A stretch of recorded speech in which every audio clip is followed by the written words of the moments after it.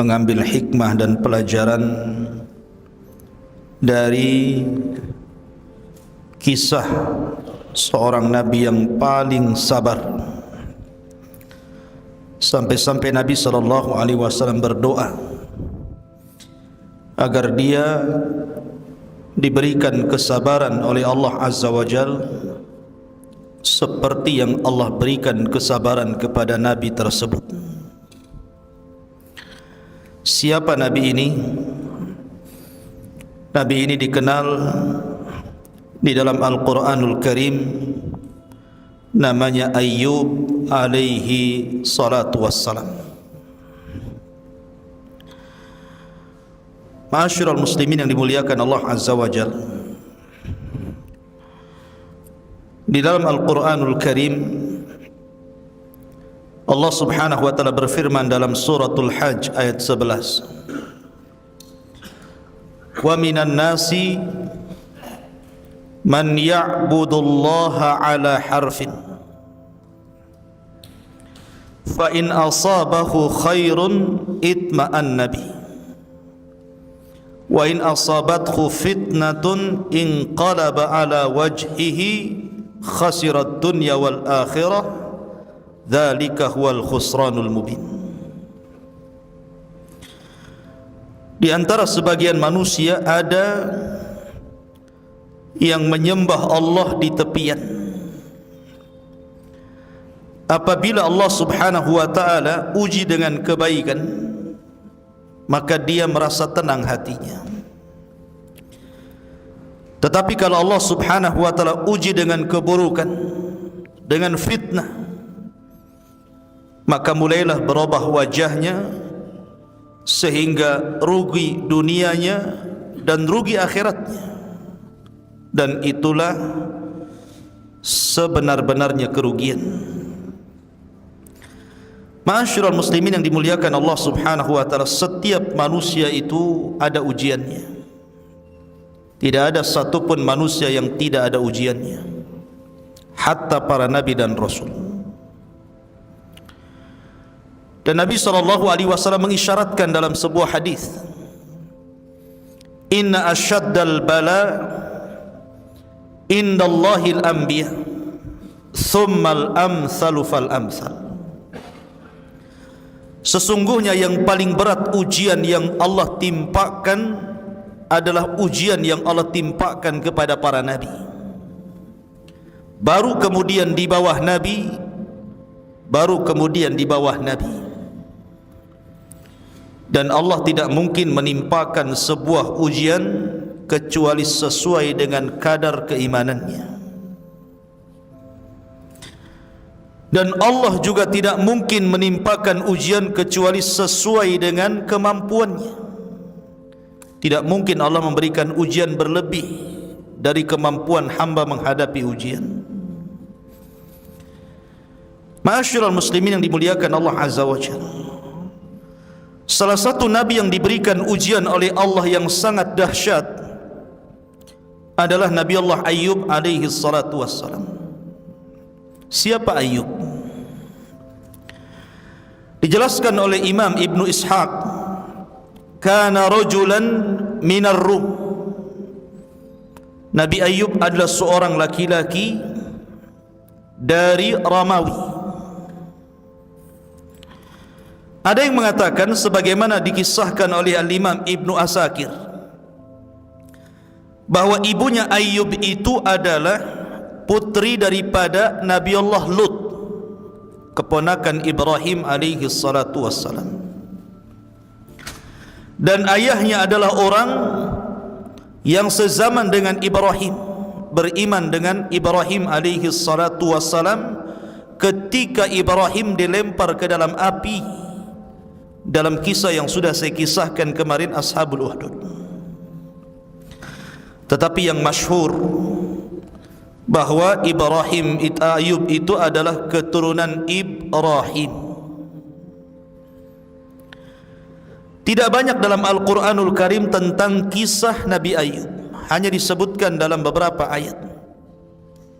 Begitu juga dalam hadis-hadis Rasulullah tidak banyak Yang sahih itu cuma 2, lebihnya dhaif. Sehingga tidak banyak dikisahkan seperti kisah Nabi Allah Musa, Ibrahim dan yang lainnya. Karena dalam Al-Quran sendiri, dari 25 Nabi dan Rasul itu, yang sangat detail itu cuma sedikit. Seperti kisah Musa, Ibrahim cukup detail. Ada juga kisah itu yang hanya diisyaratkan secara global, tapi ada yang tidak dikisahkan seperti Yasa, Zulkifli. Nah, Zulkifli ini salah satu anak Nabi Ayub, nanti saya ceritakan di akhir cerita. Ya. Sehingga untuk membentangkan terlampau panjang kisah ini tentu banyak diambil dari Israiliyat, tapi kita akan cukupkan di dalam Al-Quran, hadis Nabi SAW yang sahih dan keterangan para ulama. Di dalam surah Al-An'am ayat 84, Allah mengatakan, wa min dzurriyyatihi Dawud wa Sulaiman wa Ayyub wa Yusuf wa Musa wa Harun. Dan termasuk anak keturunan Ibrahim adalah Nabi Allah Dawud, kemudian putranya Sulaiman, kemudian Nabi Ayyub, Yusuf, Musa dan Harun. Dalam surah Al-An'am disebutkan bahwa Ayyub keturunan Ibrahim. Kalau pendapat yang pertama, keturunan Lut, ibunya dari putri Lut dan ayahnya orang yang beriman kepada Ibrahim. Tapi pendapat ini dibantah. Jumhur ulama mengatakan bahwa Ayyub keturunan Ibrahim berdasarkan nas Al-Quran. Ma'asyiral muslimin yang dimuliakan Allah Azza wa Jalla, di dalam Al-Quran nama Ayyub itu salah satu nama yang dicantumkan secara nama dari 25 Nabi dan Rasul. Allah Subhanahu wa ta'ala berfirman, Inna awhayna ilaika kama awhayna ila Nuhin wan nabiyyina min ba'di wa awhayna ila Ibrahim wa Ismail wa Ishaq wa Ya'qub wal asbat wa Isa wa Ayyub. Sesungguhnya kami wahyukan kepada wahai Muhammad sebagaimana kami wahyukan sebelumnya kepada Nuh dan para nabi setelahnya. Kemudian kami wahyukan kepada Ibrahim, kepada Ismail, kepada Ishak, kepada Ya'qub dan asbat, dan juga Isa dan Ayyub. Sini Allah Subhanahu wa ta'ala menyebut kata Ayyub. Ayyub ini memiliki istri yang subhanallah sangat sabar. Ada yang mengatakan namanya adalah Liyah ibn Ya'qub. Apakah Ya'qub putra Ishak? Wallahu a'lam. Tapi nama perempuan ini adalah Liyah, wanita percontohan seluruh wanita. Sebagaimana suaminya sabar, dia juga sabar. Lalu apa ujian yang Allah Subhanahu wa ta'ala berikan kepada Ayyub alaihi salatu wassalam? Disebutkan di dalam surah As-Sad. Ini ujiannya. Allah mengatakan dalam surah As-Sad ayat 41, wadhkur abdana Ayyuba idh nada rabbahu anni massaniya syaitanu binasbin wa adab. Ceritakan wahai Muhammad hamba kami Ayyub alaihi salatu wassalam ketika dia menyeru Rabbnya dan mengatakan, ya Rabb, sesungguhnya syaitan telah menimpakan kepadaku binasbin wa adab, dengan berbagai macam nasb, ujian, keburukan dan azab siksaan. Ada yang mengatakan bahwa syaitan itu datang kepada Allah Subhanahu wa ta'ala setelah dia menggoda Ayyub dan tidak berhasil, dan mengatakan, wajar saja Ayyub tidak bisa digoda wahai Rabb, karena engkau berikan nikmat yang banyak. Karena Ayub itu pemilik tanah yang luas di zamannya.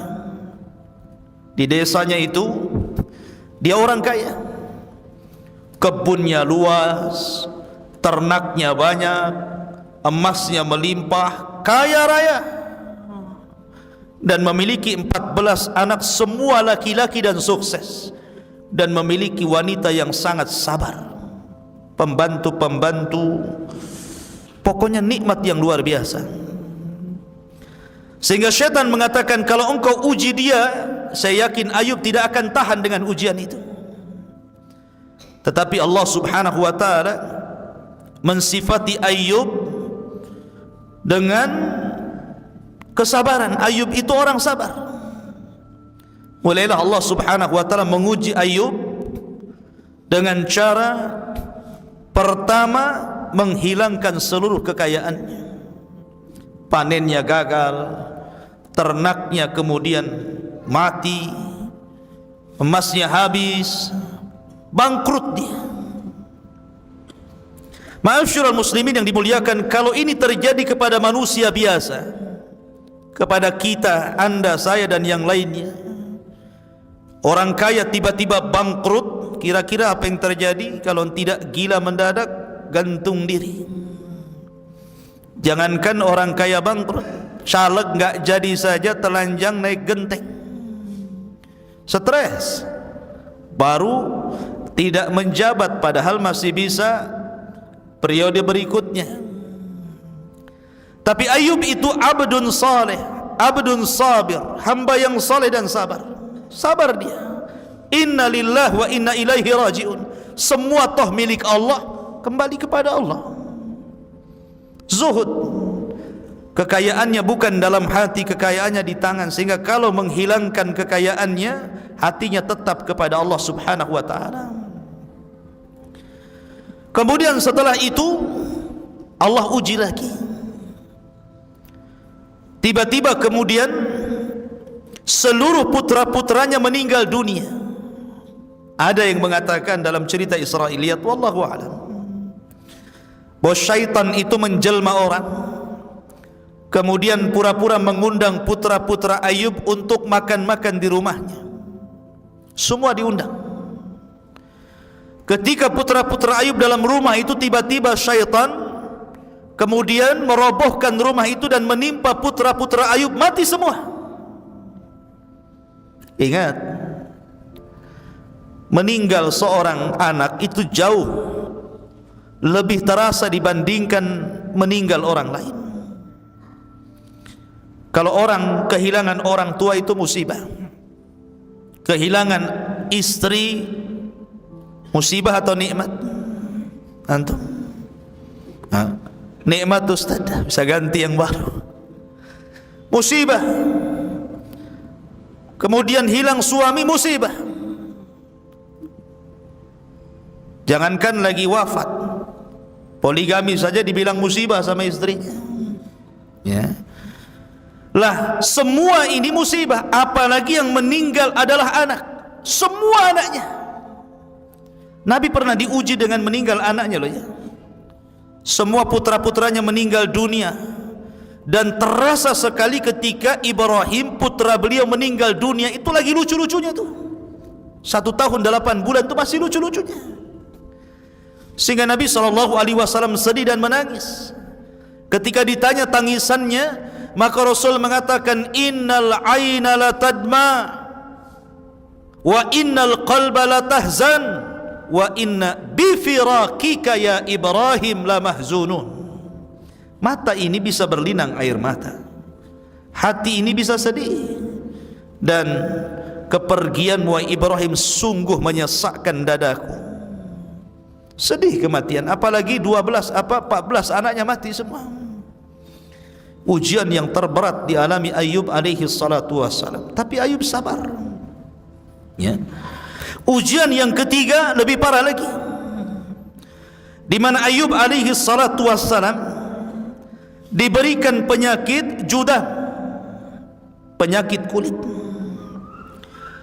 yang dijelaskan oleh para ulama bagaimana jenis penyakitnya itu. Jadi Ayub alaihi salatu wassalam ketika ditimpa penyakit kulit itu sampai dagingnya itu terkelupas dari tulangnya. Jadi sedikit demi sedikit dagingnya itu terkelupas jatuh. Ada yang mengatakan benjolan penuh nanah dan darah, dan itu belum pernah terjadi pada zaman kaumnya. Subhanallah. 3 musibah ikhwatu fiddin. Siapa yang bisa tahan dengan 3 musibah ini? Orang kaya tiba-tiba bangkrut, meninggal seluruh putra-putra yang menjadikan kebanggaannya, karena Allah yang mengatakan bahwa al-malu wal banun zinatul hayatid dunya. Harta dan kekayaan, al-malu wal banun, harta dan anak-anak itu zinatul hayati dunya, perhiasan kehidupan dunia. Ini dua-duanya lenyap. Belum lagi diberikan ujian penyakit. Bukan sehari 2 hari, setahun 2 tahun. Kata Ibnu Katsir, 18 sanah, 18 tahun lamanya diuji seperti itu. Belum dari 3 ujian ini, beruntun ujian-ujian yang lainnya. Sebab kalau orang kaya, manusia mendekat. Kalau orang miskin, manusia menjauh.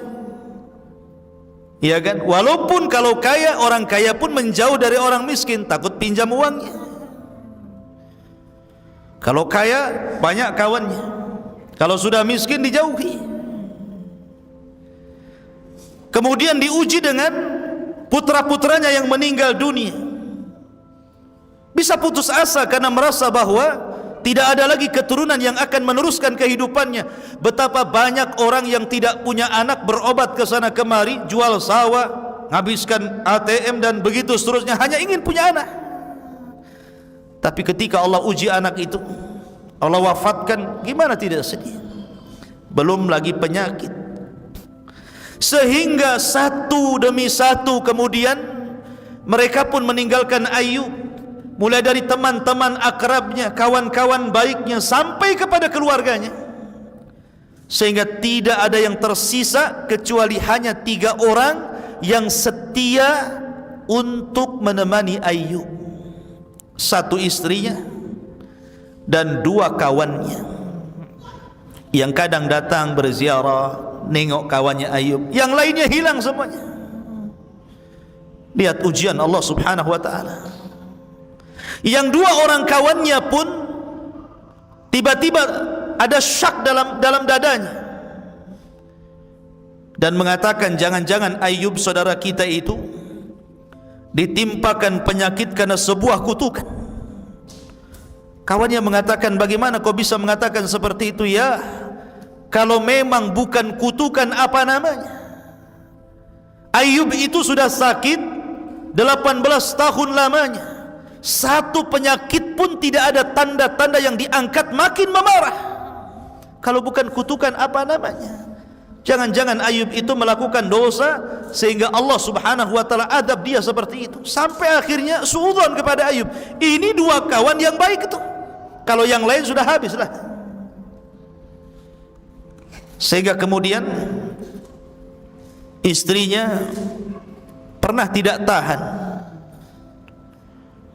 Ayub alaihi salatu wassalam itu tidak pernah mengeluh.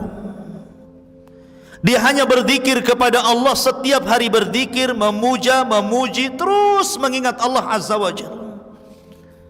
Dia tidak pernah berdoa, ya Allah kembalikan kesehatanku, ya Allah kembalikan putra-putraku, ya Allah kembalikan kekayaanmu. Tidak, Ayub tidak pernah mengatakan sedikit pun seolah-olah dia yataladzat, merasa menikmati ujian yang Allah subhanahu wa ta'ala timpakan kepada dia. Ada manusia seperti ini yang enggak ada tasakhud dia, yang ada tasakhud atau tasakhud itu yang ada murang-muring saja hatinya. Ya, memang begitu. Dulu pejabat, kemudian pensiun, sudah tua, masih merasa pejabat saja, bawaannya marah terus. Orang dianggap bawahannya, tetangga di bawah anggotanya, tetangga dianggapnya anggotanya, padahal udah sama tuh, kan gitu ya. Dulu merasa jadi polisi, jadi tentara, sudah pensiun merasa jadi polisi saja tuh. Kadang orang seperti itu. Ya. Jadi siapa yang tahan? Lihat, makanya saya katakan ini percontohan Ayub ini yang tidak dimiliki orang-orang. Makanya kalau ada orang yang berdoa, saya ingin sabar seperti saya sabar Ayub, tidak akan bisa. Anda tidak mungkin bisa sesabar Ayub, karena Ayub itu luar biasa istimewa di hadapan Allah kesabarannya. Nggak ada orang yang bisa sabar Ayub itu. Ma'asyiral muslimin, sampai istrinya mengatakan, ya Ayub, lau da'auta rabbaka fa innahu sayastajibu lak. Wahai Ayub suamiku, seandainya engkau berdoa kepada Allah subhanahu wa ta'ala, berdoalah agar Allah menyembuhkan penyakitmu. Minimalnya mintalah kesembuhan. Sudahlah yang lain itu bisa dicari, bisa diupayakan. Yang penting kau jangan sakit. Ya. Istrinya meminta kepada Ayub untuk berdoa kepada Allah, karena Ayub itu tidak mau berdoa meminta kesembuhan. Dia asyik berzikir, memuja, memuji, terus mengingat Allah saja. Ayub mengingatkan nikmat kepada istrinya. Dia mengatakan kepada istrinya, wahai istriku, berapa lama kita diberikan nikmat oleh Allah, diberikan kekayaan, diberikan anak-anak, dihormati orang, dihargai, dipuji, berapa lama? Kata istrinya, thamaniyata sana, 8 tahun wahai suamiku. Maka Ayub mengatakan, wahai istriku, kalau Allah subhanahu wa ta'ala telah memberikan kenikmatan kepada kita, thamaniyata sanatan wa ana fi sihhatin wa afiyah, diberikan kenikmatan 8 tahun dan saya dalam kondisi sehat dan diberikan afiah, kenikmatan yang banyak, maka bagaimana mungkin kita kemudian meminta kepada Allah sementara kita belum sampai kepada tahun nikmat Allah yang berikan kepada kita? Harus seimbang. Ya. Kalau Allah memberikan nikmat 8 tahun, maka diuji oleh Allah harusnya sabarnya 8 tahun baru meminta, begitu loh. Ini enggak, diberikan nikmat banyak, kita ini kadang-kadang ya, subhanallah, sampai dimudahkan urusannya, sekali diuji oleh Allah langsung kemudian dia terkapar. Ya Allah, kenapa asyik saya terus kau uji? Kenapa enggak tetangga sebelah saja? Dia kan ahli maksiat. Suruh tetangganya yang sakit. Ya kan? Tetapi Ayub alaihi salatu wassalam mengingatkan kepada istrinya, jangan. Tidak sebanding nikmat dengan bala yang Allah timpakan kepada kita ini. Coba, siapa yang bisa mengucapkan kalimat itu? Tidak bisa. Tidak bisa, karena yang bisa mengucapkan kalimat ini hanya orang-orang yang sabar. Dari situlah wajar kalau Allah mengatakan, innama yuwaffas sabiruna ajrahum bighairi hisab. Allah akan berikan pahala bagi orang-orang yang sabar itu tanpa batas. Bahkan di zaman Rasul ada wanita yang suka kena penyakit ayan. Kalau datang penyakitnya, dia suka buka-buka baju dan nampak auratnya. Datanglah dia kepada Rasulullah, ya Rasulullah, saya ini terkena penyakit, dan kalau datang penyakit itu terbuka auratku. Fad'ullaha li, berdoalah kepada Allah untukku supaya Allah sembuhkan Rasul. Kata Nabi SAW, kalau kau mau aku akan berdoa, nanti Allah sembuhkan. Wa in sabarti falahul jannah, wa in sabarti falakil jannah. Kalau engkau sabar, Allah akan janjikan kau surga. Milih sembuh atau milih surga? Akhirnya dia mengatakan, aku milih surga. Tapi berdoalah kepada Allah, ya Rasulullah, kalau memang penyakitku kambuh, janganlah sampai aku buka-buka auratku. Lihat kesabaran wanita ini ya. Jadi sabar itu memang ujian. Di zaman Rasul ada wanita meninggal anaknya, kemudian dia nangis di kuburan, meraung-raung di kuburan. Rasul lewat di situ, kemudian dia mengatakan, ittaqillah, bertakwalah kau kepada Allah, kata Rasulullah. Wanita ini menyaut, ya kau bisa mengatakan seperti itu karena ujian tidak menimpamu, ujian itu menimpaku. Kemudian orang ini pergi, dia tidak tahu ini Rasulullah. Kemudian ditanya, ya fulana, Rasulullah lah yang tadi yang nasihati kamu. Akhirnya dia kaget. Dikejarnya Rasul sampai ke rumahnya, rupanya tidak ada bawabah. Rumahnya Rasul itu tidak ada security, apalagi gerbang, apalagi dikasih anjing galak, tidak. Rasulullah itu rumahnya blong, semua orang bisa masuk, padahal orang nomor 1 tuh. Sekarang baru sekelas RT saja ada satpamnya, ya.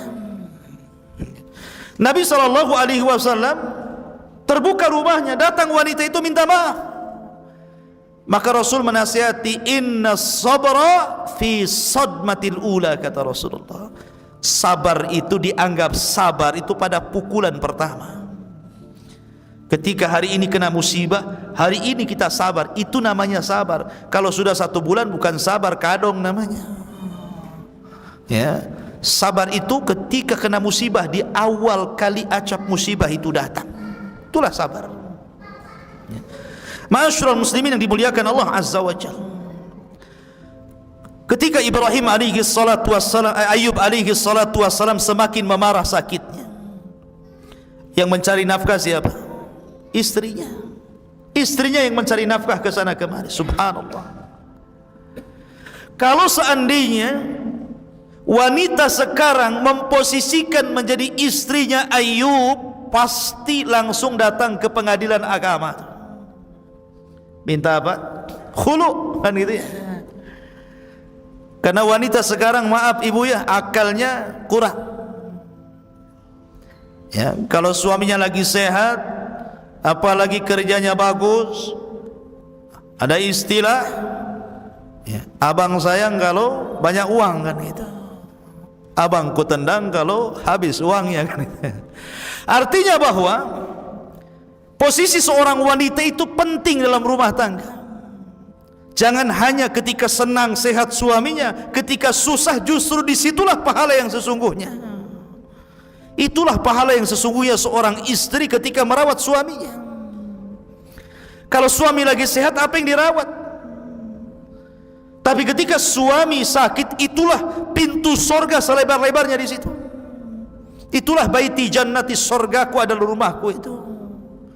Ini istrinya Ayub di percontohan. Dia yang cari nafkah karena memang Ayub terbaring tidak bisa apa-apa. Apalagi orang-orang menjauh melihat Ayub saja, orang menjauh takut. Bagaimana mau cari kerjaan? Kalaupun dia bisa, kemudian jalan gitu ya. Akhirnya istrinya pun menyembunyikan diri kalau dia istrinya Ayub, supaya orang tidak tahu. Kalau tahu, orang pun tidak mau menerima dia sebagai pekerja, takut tertular penyakitnya. Sampai seperti itu musibahnya, ya. Dan para ulama mengatakan kalau istri yang seperti ini dia dapat 2 pahala. Pertama, pahala bersedekah kepada suaminya. Yang kedua, pahala berbakti kepada suaminya. Tapi di zaman sekarang tidak, suaminya sehat, istrinya tetap kerja. Betul kan? Istrinya kerja, suaminya sehat, padahal dibalik kata suaminya, kola yang kerja, biar aku yang masak, yang ngurus anak, yang ngepel, yang ini. Dunia terbalik. Ma'asyiral muslimin yang dimuliakan Allah Azza wa Jalla, suatu ketika sudah ketahuan bahwa dia istrinya Ayub, satu persatu orang itu tidak mau memakai dia sebagai pekerjanya. Sampai akhirnya apa yang harus dilakukan? Terpaksalah dia menjual rambutnya. Istrinya Ayub itu rambutnya panjang. Ayub itu kalau bangkit dari tidurnya terkadang memegang rambutnya supaya bisa bangkit. Tiba-tiba dijual, dan di zaman itu rambut itu sangat berharga. Di zaman itu, di zaman kita kecil-kecil saja kan begitu, rambut itu dijual kan, dijadikan gelung untuk pengantin, dirias gitu ya. Karena ada tuh orang-orang yang jual rambut itu. Nah di zaman itu rambut masih berharga untuk kecantikan wanita, walaupun dalam Islam dilarang. La'anallahu, Allah melaknat mutawassilah, orang-orang yang suka menyambung rambut, wanita-wanita yang suka menggelung, menyambung rambut asli dengan palsunya. Dilaknat wanita seperti itu. Itu di masa Rasulullah. Ajaran Islam dilaknat, tidak boleh. Tapi tentu di zaman dulu kan banyak syariat yang berbeda dengan kita. Maka dijual tuh rambutnya. Kemudian karena punya uang agak banyak, ini istri ini ingin membahagiakan hati Ayyub, dicarikan makanan kesukaan Ayyub yang paling lezat. Subhanallah, berbaktinya sama suami itu. Kemudian datanglah dengan makanan yang enak. Ayyub kaget dan curiga, dari mana dapat makanan itu? Dan Ayyub tidak mau menyentuh makanan itu. Min aina hadha at-ta'am, dari mana makanan ini? Saya tidak akan menyentuh makanan ini sampai kau betul-betul terus terang dan jujur, dari mana kau dapat makanan ini? Kalau kau tidak jujur, di sini Ayyub bersumpah, saya akan mencambuk kamu 100 kali kalau Allah takdirkan aku sembuh, katanya. Dia bernadar kepada Allah Azza wa Jalla mau menyambuk istrinya 100 kali. Akhirnya kemudian istrinya ngaku, dia buka jilbabnya sambil menangis, kemudian diperlihatkan rambutnya yang dipotong dan dijual. Maka Ayyub pun kemudian semakin sedih. Sedemikian besarnya pengorbanan istrinya hanya untuk menemani suami tercintanya Ayyub alaihi salatu wassalam. Mudah-mudahan istri antum seperti ini ya. Jangan baru sakit sehari dah minta cerai ya. Ma'asyiral muslimin yang dimuliakan Allah Azza wa Jalla. Akhirnya kemudian Ayyub alaihi salatu wassalam mendengar perbincangan dua kawannya yang seolah-olah ada keraguan-raguan, jangan-jangan dia melakukan sebuah perbuatan yang dilarang oleh Allah Subhanahu wa taala, kemudian mendapatkan kutukan yang tidak diberikan kepada umat di zamannya. Dari sinilah Allah Subhanahu wa taala berfirman. Allah Subhanahu wa taala berfirman, wa ayyuba idh nada rabbahu anni massani adh-dhurr wa anta arhamur rahimin. Dan ingatlah ketika Ayyub berdoa kepada Allah, kemudian mengatakan anni massani adh-dhurr wa anta arhamur rahimin. Sesungguhnya aku telah ditimpakan penyakit, ya Rabb, hilangkanlah penyakitku, karena engkau zat yang maha penyayang dari seluruh makhluk-makhluk yang penyayang. Ayyub hanya minta satu, disembuhkan penyakitnya.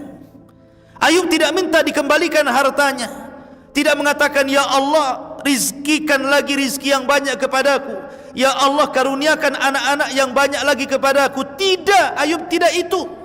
Ayyub hanya minta kesehatan.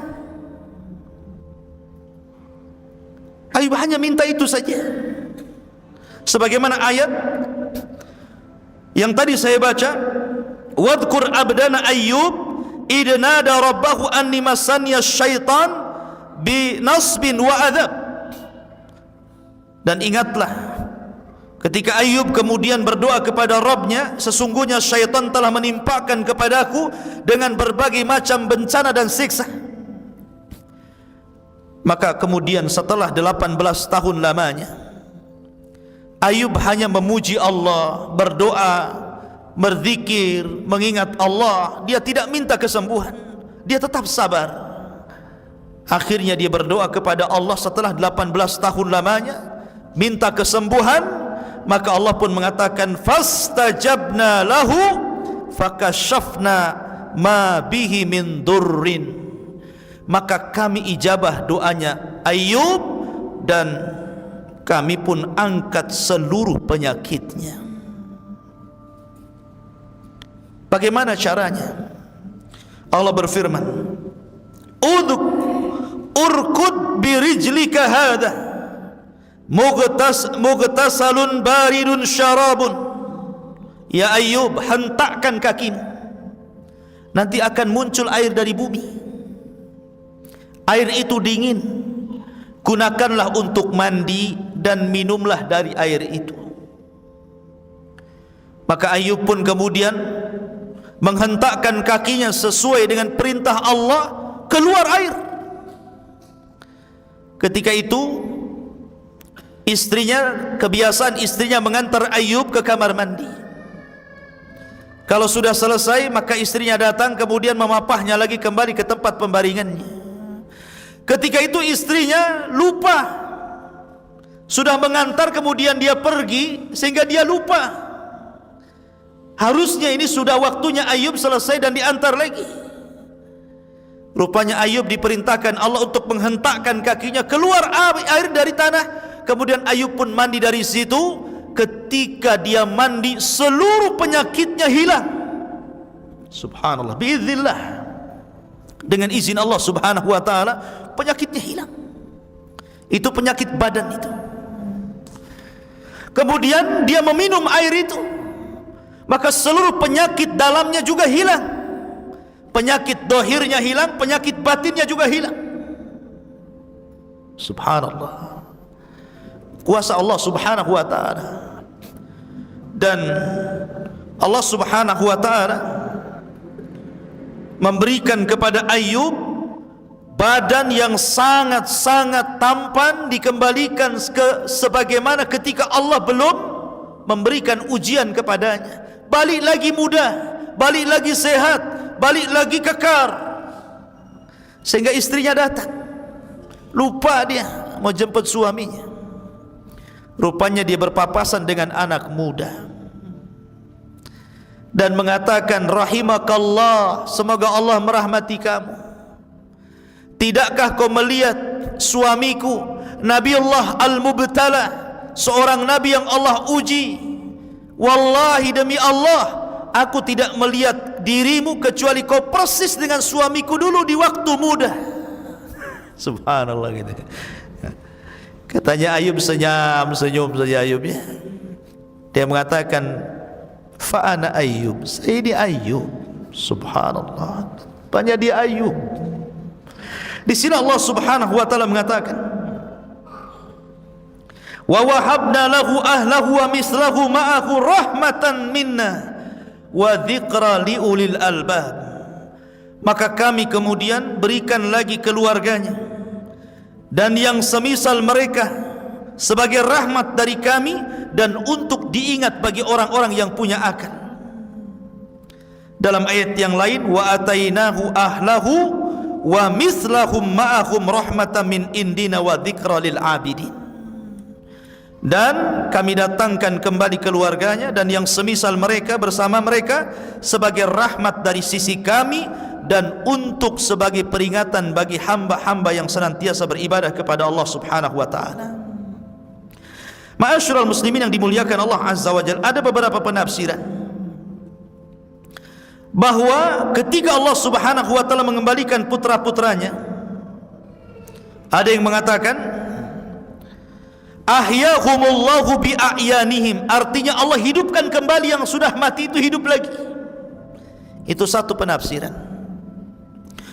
Penafsiran yang kedua, artinya ajarahu fi man salafa wa awadahu anhum fid dunya badalahum, artinya Allah memberikan balasan dan ganjaran yang besar terhadap kesabaran Ayub yang di waktu diberikan musibah dia tetap bersabar. Karena kesabarannya itu akhirnya Allah ganti lagi, Allah lahirkan dari dia putra-putranya 2 kali lipat daripada anak yang meninggal. Yang tadinya 14, ya 2 kali lipat putranya, banyak lagi ya. Hartanya 2 kali lipat lagi. Subhanallah, inilah kesabaran. Makanya kenapa Rasul mengatakan ajaban li amril mu'min in asabat khusarra syakara fakanat khairan lahu wa in asabat khudharra sabara fakanat khairan lahu wa kana dzalika illa li mu'min. Sungguh heran perkaranya seorang mukmin itu. Kalau ditimpa kebaikan, syukur dia. Kalau ditimpa musibah, sabar dia. Dan itu baik dua-duanya. Mau musibah, mau kenikmatan, baik bagi seorang mukmin itu. Karena terkadang ujian harta itu lebih berat dibandingkan ujian musibah. Kalau orang sakit paling tinggi terbaring, apalah gitu kan, dia sabar ya. Tapi kalau diberikan harta, semua fasilitas maksiat di genggamannya. Mau apa dia? Mau minum khamar, tinggal beli. Mukul orang, bayar preman. Bunuh orang, bayar tukang sihir. Apalagi ya kan? Ujian orang yang punya harta itu berbeda dengan ujian orang fakir, orang-orang yang miskin. Terkadang ujian harta itu lebih berat dibandingkan ujian kemiskinan. Makanya kenapa Syekhul Islam Muhammad bin Abdul Wahab dalam kitabnya Qawaidul Arba, di muqaddimah kitabnya dia mengatakan bahwa 3 kunci kebahagiaan itu 3. Apabila ditimpa musibah dia sabar, apabila diberikan nikmat dia syukur, apabila dia berbuat dosa dia segera istighfar. Itulah kunci kebahagiaan. Ma'asyiral muslimin yang dimuliakan Allah Azza wa Jalla. Ketika kemudian Ayub alaihi salatu wassalam sudah disembuhkan, artinya satu nikmat sudah dikembalikan. Satu nikmat dikembalikan, karena nikmat sehat itu nikmat yang sangat agung, ikhwan. Terkadang orang menyanyiakan nikmat sehat baru terasa kalau dia sakit. Baru terasa kalau mulailah kolesterol tinggi, asam urat tinggi, darah tinggi-tinggi, mulailah dia terasa gitu kan. Kenapa waktu sehat tidak digunakan sebaik mungkin? Makanya Rasul mengatakan ni'matani maghbunun katsirun minan nas, as-sihhatu wal farag. 2 nikmat terkadang manusia lupa, sehat dan waktu luang. Lah Ayub alaihi salatu wassalam ketika itu teringat dengan nazarnya. Nazar apa? Memukul istrinya kan. Dia kan sudah nazar dulu mau pukul istrinya. Maka Allah Subhanahu wa taala menurunkan Al-Qur'an kepada Nabi sallallahu alaihi wasallam menghabarkan bagaimana Ayub kemudian melaksanakan nazarnya. Apa kata Allah? Wa khudh biyadika dhigsan fadrib bihi wa la tahnath. Inna wajadnahu sabiran ni'mal abdu innahu awwab. Ambillah wahai Ayub seikat rumput. Hitung 1, 2 sampai 100 rumput, ikat jadi 1. Pukullah istrimu dengan ikatan rumput itu sekali saja, itu sama dengan 100 kali cambuk. Kenapa Allah Subhanahu wa ta'ala memerintahkan seperti itu dan memberikan rahmatnya kepada istrinya Ayub, Lia ibn Ya'qub ini? Karena kebaikannya, kebaikan istri kepada suami ini luar biasa ya kan? Makanya kemudian Allah mengatakan sudah, wala tahnas, kamu tidak boleh mengingkari nazarmu, sumpahmu harus tetap dilaksanakan. Lalu bagaimana caranya? Ambil 1 ikat rumput, hitung sampai 100, pukulkan 1 kali, itu sudah cukup. Kemudian setelah itu dijelaskan bagaimana Allah Subhanahu wa taala mengembalikan kekayaan Ayub alaihi salatu wassalam. Dijelaskan dalam sebuah riwayat. Jadi ketika Ayub alaihi salatu wassalam sedang mandi dia, tiba-tiba ada hujan, tapi bukan air. Sebagaimana disebutkan oleh Ibnu Abi Hatim dari hadis Abu Hurairah radhiyallahu an, lamma afallahu Ayyub alaihi salam, ketika Allah memberikan kesembuhan kepada Ayub alaihi salatu wassalam, amtara alaihi jaradan, tiba-tiba belalang jatuh dari langit, hujan belalang. Tapi belalang itu bukan belalang asli, tapi belalang berupa emas yang berbentuk belalang jatuh dari langit. hujan. Mau nggak antum kayak gitu? Maulah Ustaz. Ya. Dan nggak pernah beli kalung sama istri, kasihlah di belalang satu.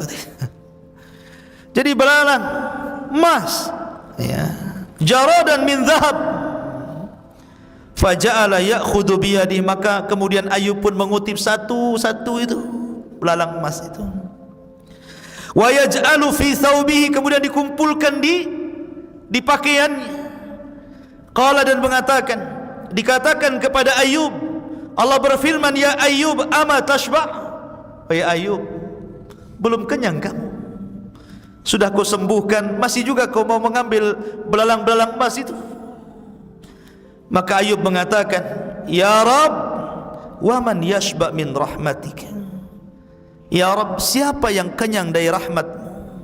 Saya tidak pernah kenyang untuk mendapatkan belas kasih sayang, kasih sayang. Aku tidak akan pernah kenyang untuk terus meminta kasih sayang-Mu ya Rabb. Akhirnya kemudian dikumpulkan emas-emas itu sampai akhirnya satu lumbung, semuanya emas belalang itu. Disitulah Allah Subhanahu wa ta'ala kembalikan lagi kekayaannya. Dia beli lagi kebun, dia beli lagi ladang. Kemudian orang pun mulai satu persatu mendekat kepada Ayub alaihi salatu wassalam. Maka Ayub dikembalikan semua nikmatnya. Al jaza'u min jinsil amal, balasan itu disesuaikan dengan amalannya. Sabar itu indah, dan kemenangan itu ada pada kesabaran. Ma'asyiral muslimin, sebagaimana putranya, sebagaimana Ayub adalah hamba Allah yang sabar. Ayub diberikan banyak putra, dan salah satu putranya yang kemudian diperselisihkan apakah dia nabi ataukah bukan, tetapi karena Al-Quran menyebutkan secara nas namanya, maka jumhur mayoritas ulama mengatakan dia seorang nabi. Namanya Dzulkifli ibn Ayyub, namanya Bishr ibn Ayyub, kemudian kunyahnya Dzulkifli. Kenapa disebut Dzulkifli? Ini kita kisahkan sedikit. Karena kisah Dzulkifli ini dalam Quran tidak disebut kecuali di 2 ayat, dan tidak banyak riwayat yang menceritakan tentang Dzulkifli ini, sehingga susah menceritakannya.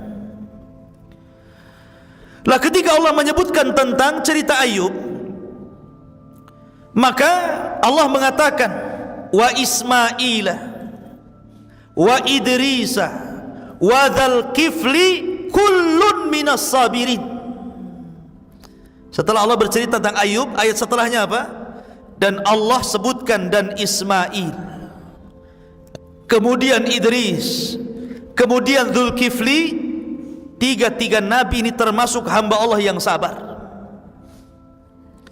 Ismail ada orang yang paling sabar. Ketika ayahnya mengatakan, inni ara fil manami anni adzbahuka fangdur madza tara. Hai Ismail, semalam abimu bermimpi aku menyembelih dirimu, bagaimana pendapatmu? Itu kalau seandainya antum bercerita kepada anakmu, nak, bapakmu semalam mimpi nonjok kamu. Apa kata anaknya?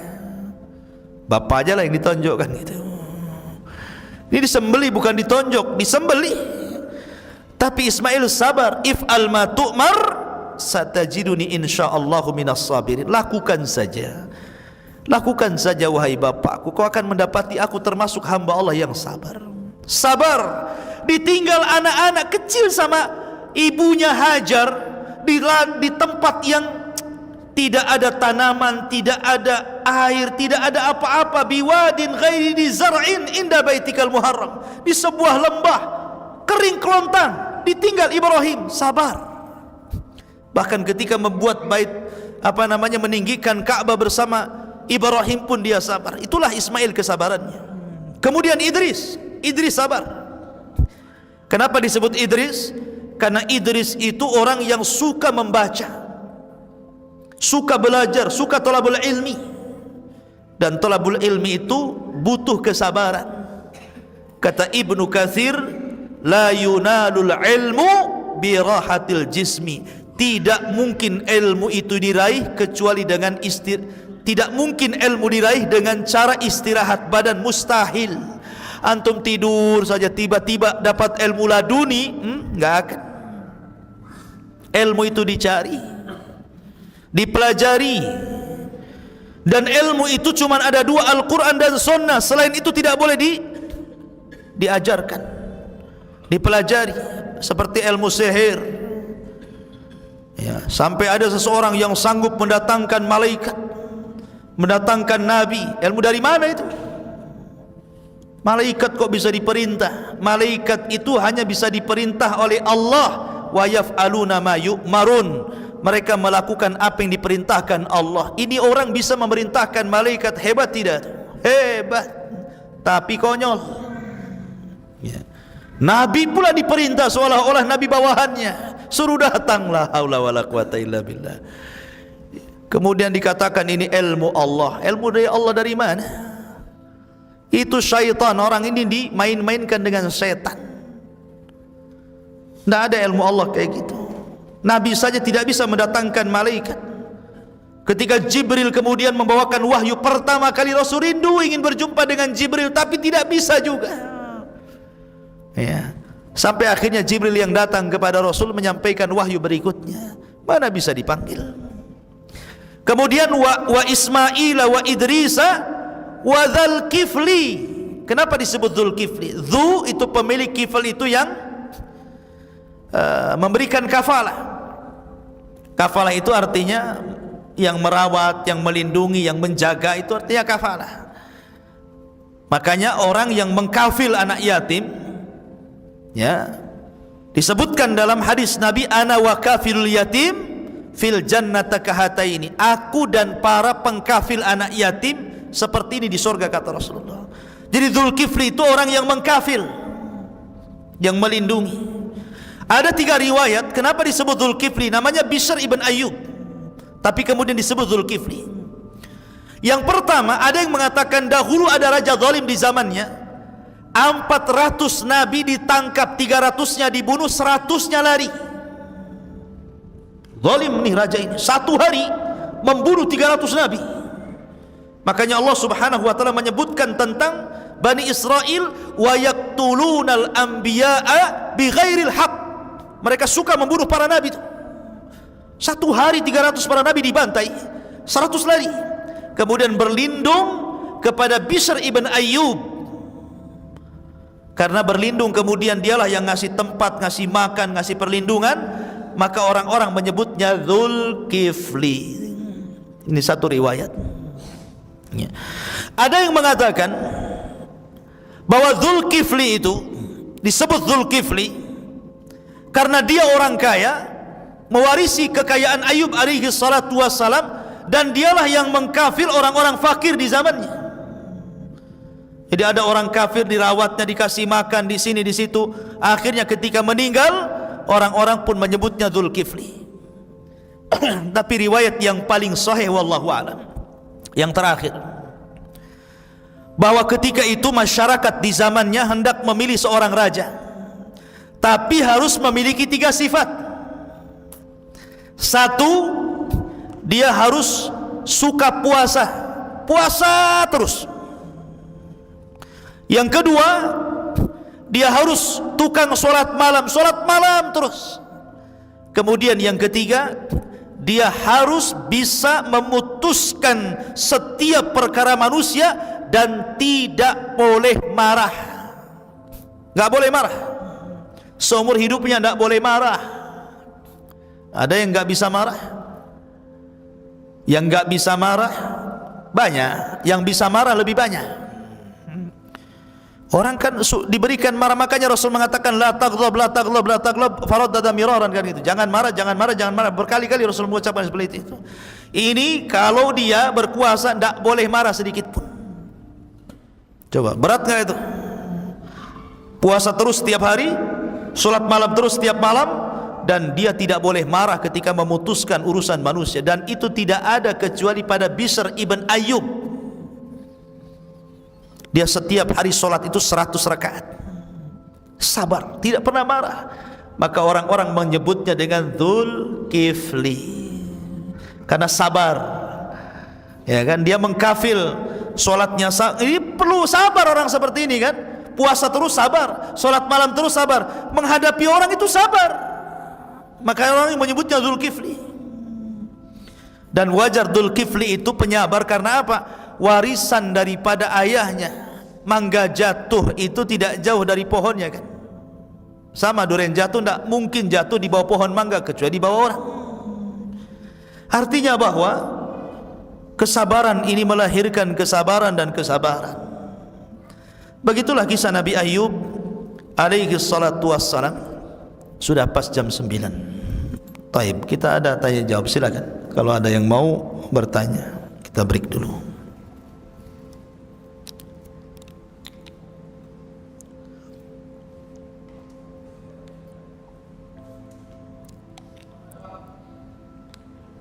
Fadhal.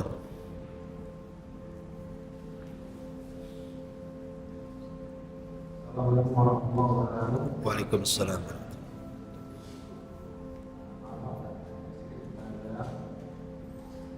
Saya adalah pernikahan ini Pak. Saya seandainya kita tahu kita punya sahabat teman yang menjadi suatu pernikahan karena di luar sudah kedua dan dia anaknya perempuan, dia menikahkan anaknya yang saya bilang itu tidak salah karena harus membeli boleh kirim karena sudah kedua. Apa sikap kita kalau seandainya kita ingin menikahkan anaknya? Apakah kita harus terus terang kepada dia atau kita memberitahukan kepada awalnya bahwasanya dia tidak boleh menikahkan anaknya atau bagaimana? Tar dulu. Saya kurang jelas nih ucapannya. Anak ini hasil zina. Taib. Kemudian anak perempuan sudah besar mau nikah. Iya. Kemudian sikap orang tuanya gitu maksudnya. Iya, maksudnya sikap bapaknya ini mau menikahkan anak yang dihasilkan zina kepada calonnya itu, bagaimana cara ngomongnya begitu kan? Iya. Bukan. Boleh dia menikahkan bapaknya menikahkan? Satu, bolehkah bapaknya menikahkan dan jadi walinya? Dua, Kedua, seandainya kalau kita berada di posisi seperti itu, apa sikap kita tuh harus bagaimana? iya, Apakah kita harus membicarakan atau kita bagaimana? siap. Kalau seandainya memang terjadi itu adalah hal yang misalnya tidak boleh, otomatis misalnya zina, gitu Pak ya. Itu apakah harus menikah lagi atau bagaimana? Kalau sudah terjadi, Ya. taib. Yang pertama, anak hasil zina itu dinasabkan kepada ibunya. Karena nasab yang mulia itu dari nasab syar'i yang diikat dengan pernikahan. Tidak boleh dinasabkan kepada bapaknya. Bagaimana kalau bapak yang menzinahi wanita itu menikahi wanita itu? Apakah bisa jadi bapaknya? Tidak. Tetap dia bukan bapaknya. Dia jadi mahram dengan anak zinahnya itu karena menikahi ibunya. Sama dengan menikahi seorang janda yang punya anak namanya Robib atau Robibah dalam Quran itu. Anak bawaan disebut Robib atau Robibah. Kalau laki-laki Robib, kalau perempuan Robibah. Ya, jadi kenapa bapak zinahnya menikahi ibunya dan menjadi mahram itu karena dinikahi ibunya. Kalau tidak menikah dengan ibunya tidak mahram. Karena itu hanya anak biologi secara biologi saja, tapi secara syar'i tidak, terputus hubungannya. Secara biologis supaya tidak boleh menikah, tapi bukan karena mahram, tapi karena ada hubungan biologis, tidak boleh menikah. Kalau mahram bukan mahram lagi. Kalau ingin jadi mahram nikahi ibunya, jadi mahram dia. Lah karena dia bukan mahram yang asli kecuali karena menikahi dengan ibu zinahnya, maka dia bukan ayahnya.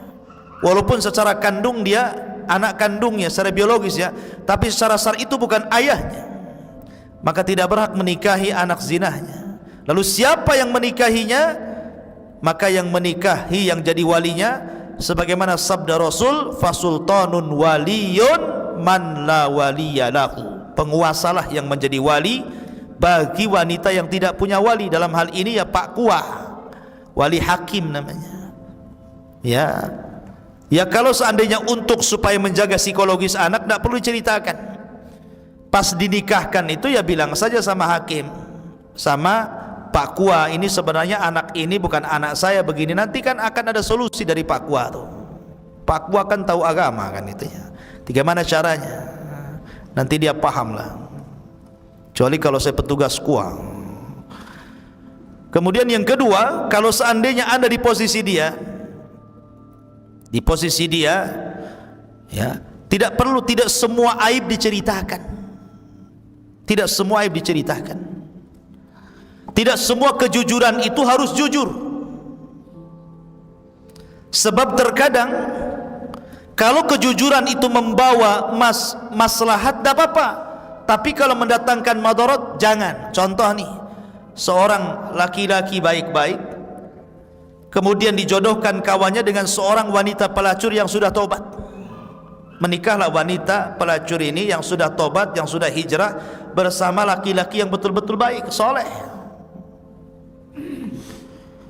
Kemudian terjadi pernikahan, kan nggak tahu wanita ini mantan wanita apa, nggak tahu. Yang jelas wanita ini sudah bercadar, sudah berhijab, sudah baik, sholat, ngaji dan begitu seterusnya.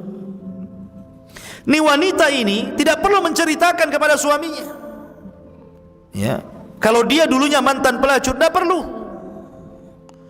Kalau rumah tangganya sudah di atas rumah tangga mawaddah, sakinah, warahmah, tidak perlu.